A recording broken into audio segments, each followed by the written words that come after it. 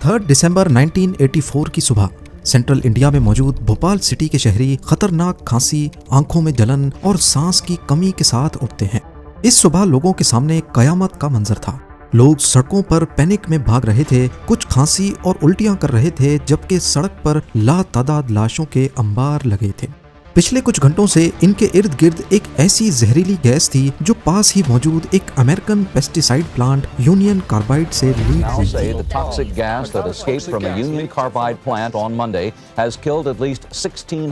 दुनिया की सबसे खतरनाक गैस जो किसी केमिकल अटैक के लिए इस्तेमाल होती है, उसने भोपाल में करीब 25,000 लोगों की जान ली और 5 लाख लोगों ने इसके साइड इफेक्ट्स के साथ बकाया जिंदगी गुजारी।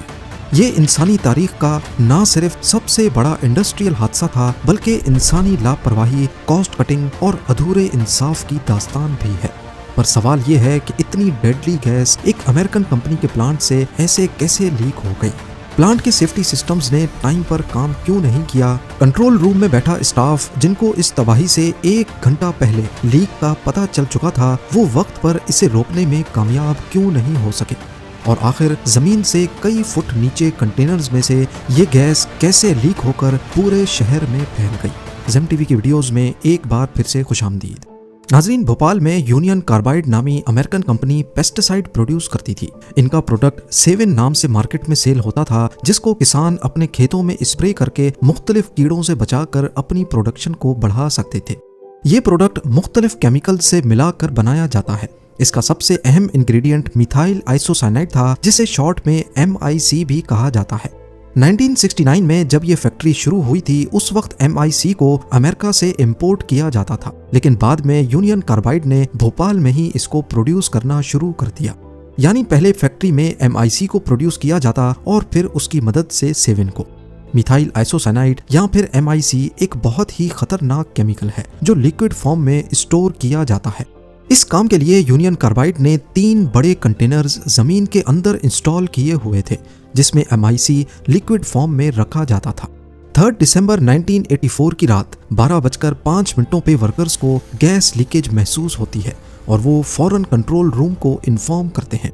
कंट्रोल रूम में मौजूद स्टाफ फौरन इस लीक को ढूंढने के लिए स्टोरेज टैंक्स की तरफ बढ़ता है। ये स्टोरेज टैंक्स जमीन के अंदर कंक्रीट की एक मोटी लेयर के नीचे मौजूद थे और उसमें से कुछ पाइप्स निकलकर फैक्ट्री में जा रहे थे। अगले चंद मिनटों में कंट्रोल रूम सुपरवाइजर को पाइप्स में लीक मिल गया, लेकिन वो काफी छोटा लीक था। इसीलिए सुपरवाइजर ने इसे टी ब्रेक के बाद ठीक करने का कहा और वहां से चले गए। यूनियन कार्बाइड में ऐसे छोटे मोटे लीक्स बहुत कॉमन थे और वर्कर्स अक्सर गैस की लीकेज की वजह से सांस घुटने की शिकायत करते रहते थे। थोड़ी देर बाद वर्कर्स ने दोबारा से कंट्रोल रूम में फोन किया, क्योंकि अब गैस लीकेज काफी बढ़ चुकी थी। कंट्रोल रूम में मौजूद प्रेशर गेजेस अक्सर गलत रीडिंग्स देते थे। सुपरवाइजर ने प्रेशर गेज पर देखा तो स्टोरेज कंटेनर का प्रेशर एबनॉर्मल दिख रहा था। उन्होंने समझा कि शायद रीडिंग गलत शो हो रही है, लेकिन सिर्फ चंद मिनट्स में ही स्टोरेज टैंक का प्रेशर इतना बढ़ गया कि सुई अपना पूरा डायल क्रॉस करके फुल पर आ गई। सुपरवाइजर दोबारा से स्टोरेज टैंक्स की तरफ गया तो क्या देखता है कि कंक्रीट की मोटी लेयर में वाइब्रेशंस हो रही हैं और उसमें क्रैक्स पड़ चुके हैं। इन वाइब्रेशंस का मतलब साफ था कि स्टोरेज कंटेनर में प्रेशर हद से ज्यादा बढ़ चुका है। इस वक्त रात के 12:30 बज रहे थे। सुपरवाइजर ने फौरन इमरजेंसी नाफिज कर दी और लीक होने वाली गैस जो फैक्ट्री के पाइप्स में दाखिल हो चुकी थी, उसको न्यूट्रलाइज करना शुरू कर दिया। फैक्ट्री में इस किस्म के हालात से निपटने के लिए 3 अलग अलग डिवाइसेस लगी हुई थी। पहली थी गैस स्क्रैबर, जिसमें एक खास केमिकल लीक होने वाली MIC को न्यूट्रलाइज करेगा।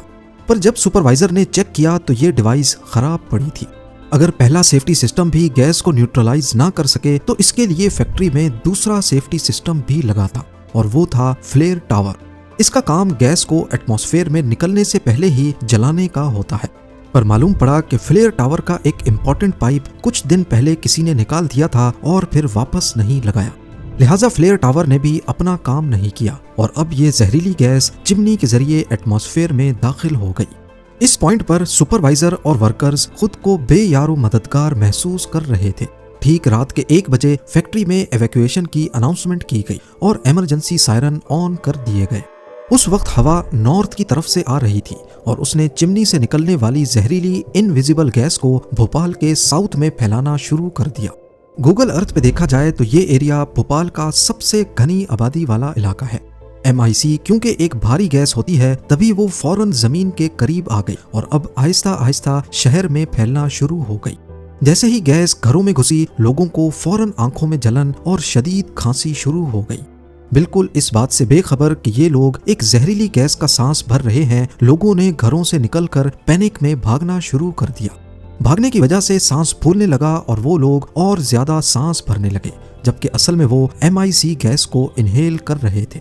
लोग वॉमिट करने लगे, खांसने लगे और एक एक करके सड़क पर लाशें भरना शुरू हो गईं। उधर फैक्ट्री में सुपरवाइजर ने गैस को न्यूट्रलाइज करने के आखिरी सेफ्टी सिस्टम को इस्तेमाल करने का फैसला किया। उनको होस पाइप से चिमनी से निकलने वाली गैस पर पानी स्प्रे करना था ताकि गैस न्यूट्रलाइज होकर शहर में ना फैल सके। पर जब होस पाइप निकाला गया तो वो इतना लंबा ही नहीं था कि चिमनी तक पहुंच सके, यानी गैस को न्यूट्रलाइज करने का तीसरा और आखिरी सेफ्टी सिस्टम भी किसी काम ना आ सका। कुछ ही मिनटों में गैस शहर में 8 किलोमीटर तक फैल गई और भोपाल के हॉस्पिटल्स उन पेशेंट्स से भरना शुरू हो गए जिनको एक जैसे ही सिम्टम्स थे। हॉस्पिटल में हालत ये हो गई कि पेशेंट्स को देखने के लिए स्टाफ और बेड्स कम पड़ गए। ना सिर्फ पेशेंट्स बल्कि डॉक्टर्स खुद भी बुरी तरह खांस रहे थे। शहर में इमरजेंसी नाफिज हो चुकी थी। पुलिस ने डॉक्टर्स को बताया कि ये अमोनिया गैस है, लेकिन जो सिम्टम्स लोगों को हो रहे थे वो अमोनिया इंटॉक्सिनेशन से कहीं ज्यादा शदीद थे। डॉक्टर्स के लिए ये एक अननोन मेडिकल कंडीशन थी।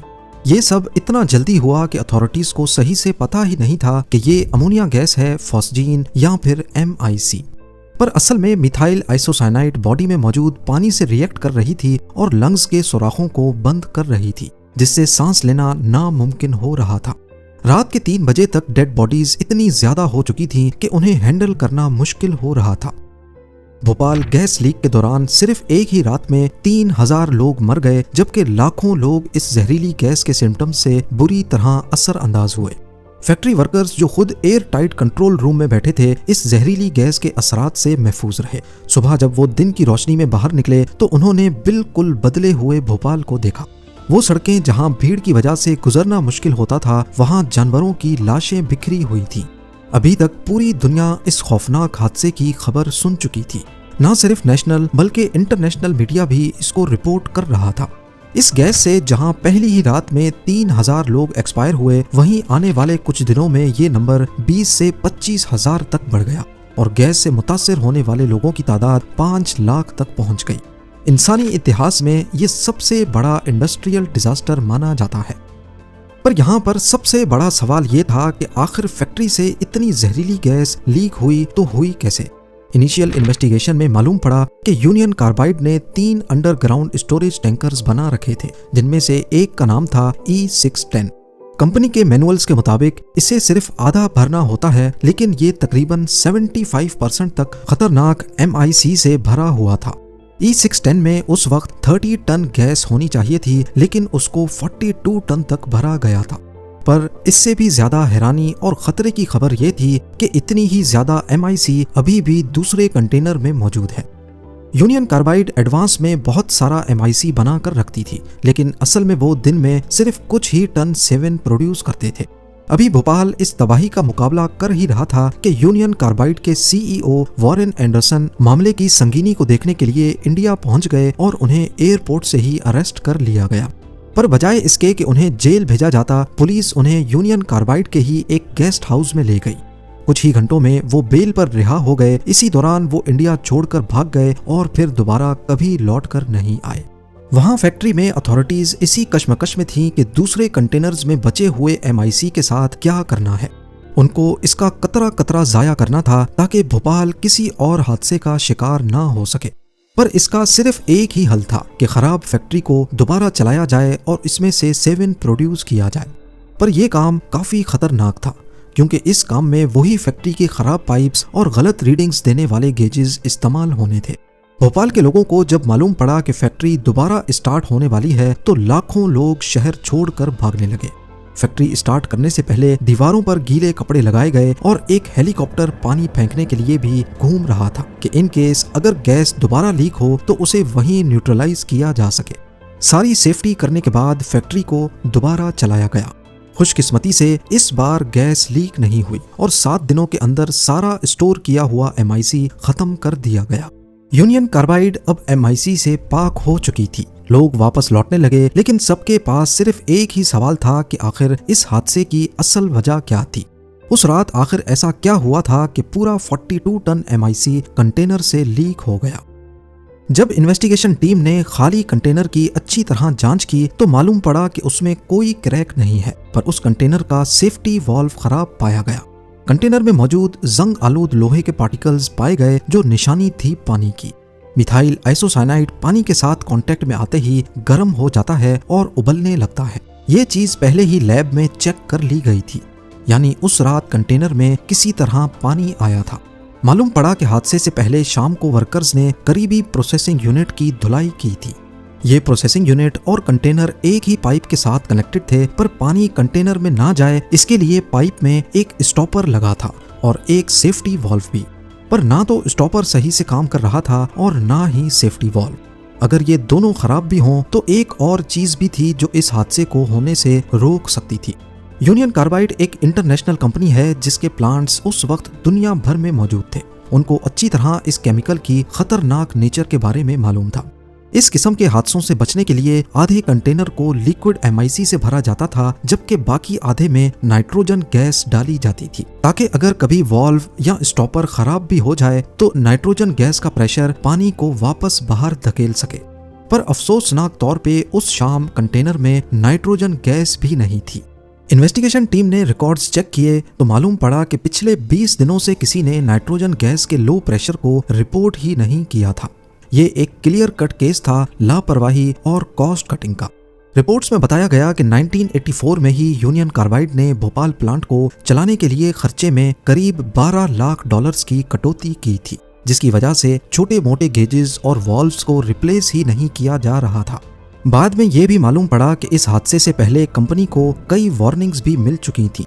1981 से 1984 तक 5 मरतबा यहाँ गैस लीक के केसेस हो चुके थे, जिसमें से एक मरतबा यूनियन कार्बाइड के एक वर्कर की जान भी जा चुकी थी।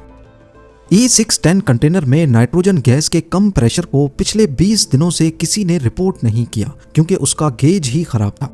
कंटेनर का खराब वाल्व, पाइप का खराब स्टॉपर, गैस लीक होने के बाद गैस स्क्रबर जिसको गैस न्यूट्रलाइज करनी थी वो भी खराब, फ्लेयर टावर जिसको गैस में आग लगाकर उसे माहौल में फैलने से रोकना था वो भी खराब, और आखिर में होज पाइप भी इतना छोटा कि वो चिमनी तक नहीं पहुंच सका। ये सब कंपनी की लापरवाही और कॉस्ट कटिंग का नतीजा था। इस हादसे के बाद यूनियन कार्बाइड के खिलाफ केस चलता रहा, लेकिन 5 सालों के बाद आउट ऑफ कोर्ट सेटलमेंट हुई और कंपनी ने इंडियन सरकार को $470 मिलियन देकर मामला सेटल कर लिया। 2010 में यूनियन कार्बाइड के 8 मैनेजर्स को लापरवाही के इल्जाम में मामूली जुर्माना लगाकर छोड़ दिया गया, पर यहाँ रहने वाले लोग 40 साल पहले हुए हादसे के असरात को आज तक भुगत रहे हैं। ये फैक्ट्री आज भी उसी हाल में खड़ी है। यहाँ जमीन और पानी में आज भी टॉक्सिक कंटामिनेशन पाई जाती है, और जो लोग इस हादसे में जिंदा बच गए वो आज तक MIC के लॉन्ग टर्म साइड इफेक्ट्स का मुकाबला कर रहे हैं। उम्मीद है जेम टीवी की ये वीडियो भी आप लोग भरपूर लाइक और शेयर करेंगे। आप लोगों के प्यार भरे कमेंट्स का बेहद शुक्रिया। मिलते हैं अगली शानदार वीडियो में।